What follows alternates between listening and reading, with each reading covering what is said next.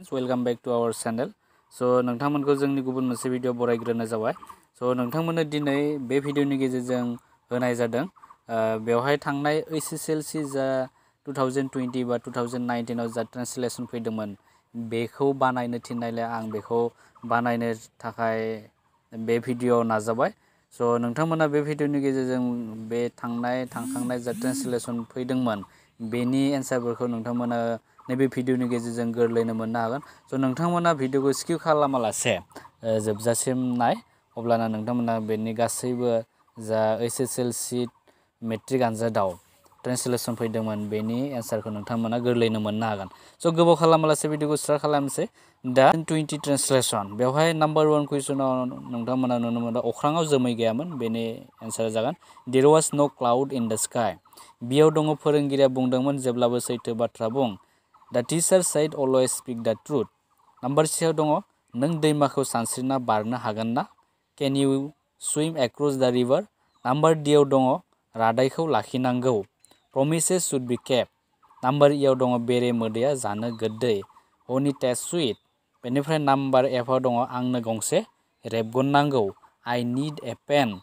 सो बेनिफ्राय नेक्स्ट 2019 आव मा फैदोंमोन बेखौ नोंथांमोननो शेयार खालामनोसै। बेनिफ्राय नाम्बार एआव दङ जदुआ आंनाव सोंदोंमोन राजुआ इंराजियाव मोजां ना? Jadu asks me is Raju good in English. बेनिफ्राय नाम्बार बीआव दङ बेरेफुंजायावनो सिखारनाया बिनि हुदा। गेटिं आप early in the morning is his habit. बेनिफ्राय नाम्बार सीआव दङ नंखाय बाथ्रा बुंनाया मोजां नङा। One should not tell a लाई। बेनिफ्राय नाम्बार डीआव दङ बै बिफाङा एसेबां गोजौ। What a tall tree that is.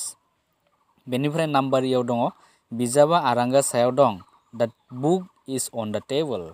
बेनिफ्राय बे थांबाय 2019। बेनिफ्राय नेक्स्ट एसएसएलसी 2018 आव मा फैदोंमोन जों बेखौ नायनोसै। बेवहाय ए नाम्बाराव दङ मिनाया जेरैबायदि सोलो गोनां लीलायाबो बेबायदिनो। Leela is also as intelligent as Meena. बेनिफ्राय नाम्बार बीआव दङ अखाफोरा हरावसो सोरां होयो। The moon shines at night अनलि। बेनिफ्राय नाम्बार सीआव दङ नों मैया फरायसालियाव थांदोंमोन ना? Did you go to school yesterday. बेनिफ्राय नाम्बार डीआव दङ बियो बिदाखौ जोबोद मोजां मोनो। He loves his brother very much. बेनिफ्राय नाम्बार ईआव दङ रिन्टुआ बुंदोंमोन बेयो मा एसे समायना मुसुखा। Rintu said what a beautiful toy it is. So बेखिनिया जाबाय 2018 आव फैनाय। बेनिफ्राय नेक्स्ट 2017 आव मा फैदोंमोन बेखौ नोंथांमोना नायदो। बेवहाय नाम्बार एआव दङ बुहुमा दुलुर दालार। द आर्थ इज राउन्ड। बेनिफ्राय नाम्बार बीआव दङ बिसोरखौ सिङाव फैनो होदो। लेट देम काम इन। बेनिफ्राय नाम्बार सीआव दङ नों सानफ्रोमबो बेसे गोबाव फरायो।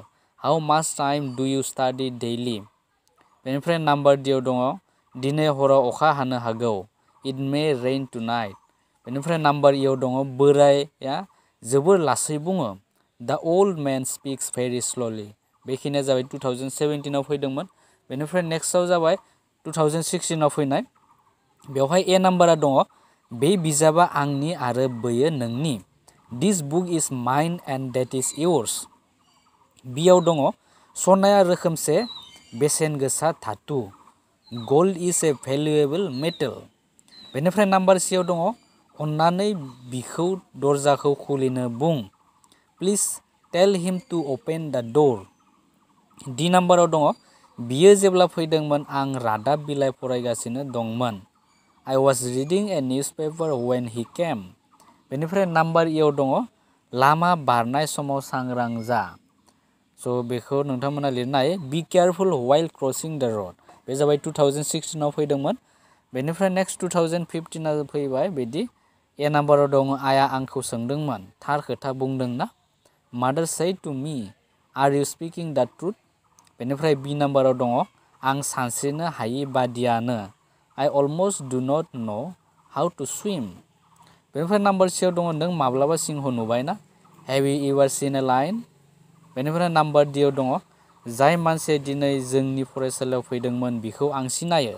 द man who came to our school today I know him. बेनिफ्राय नाम्बार ईआव दङ आं फैजासिम नों नेथ'। Wait until I return. So फरायसा बिथांमोन बेखिनिया 2015 सिमहालागै होबाय नोंथांमोननो। बेनिफ्राय ट्रेन्सलेसनखौ नोंथांमोना हायोब्ला गुबुन गुबुन माने सोमोन्दो गोनां माने ट्रेन्सलेसनखौ गुबुन गुबुन बोसोराव गुबुन गुबुन होयो। स' बेनिफ्राय नोंथांमोना कमन गोग्लैगोन होननानै आसा खालामनो नाङा। स' थेवबो आं नोंथांमोना बिनायलाय बे 2020 to 2015 सिम नोंथांमोना ट्रेन्सलेसनखौ होनाय जाबाय। आसा खालामो नोंथांमोना भिडिअखौ नायनानै जोबोर मोजां मोनदों आरो नोंथांमोना फैबाय थानाय जा आनजाद बे आनजादाव गासैबो मोजां रिजाल्ट खालामनो हागोन बेखौ आसा खालामबाय। स' थेंक इउ फर वाचिं।